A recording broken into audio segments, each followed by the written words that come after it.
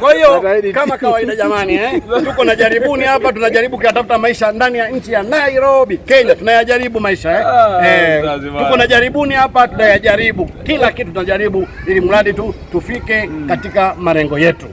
Jaribuni, unalipi la kuambia watu ili wajaribu kufanya nini? Watu wasikate tamaa kwenye upambanaji wa maisha. Hii maisha ni changamoto. Sasa hii kwanza hata tunaingia kwenye upande wa serikali zetu, zote zinakuwa na changamoto. Lakini changamoto zinakuja kwa wananchi. Wananchi pia waache kupweteka, yaani kutaka kusema maisha magumu na unataka tu kukaa, utaki kujishughulisha. Ukiona nchi yenu umezaliwa ngumu, unabadilisha, unaenda nchi nyingine kidogo, unabadilisha upepo, ndio maisha yaendelee. Sasa wewe unataka rais wako akuchotee pesa ama akupe, atoe pesa mfukoni akupe wewe. Kenya. Kenya. Yaani brother, njia yote unataka kutoboa. Umeelewa? Hii ndio Kenya, hii ndio Kenya. Hii ndio Kenya jamani. Watu wanajaribu kuvuruga mambo yetu, lakini sisi tuko stable. Watu wanajaribu kuharibu interview yetu, lakini tunaendelea.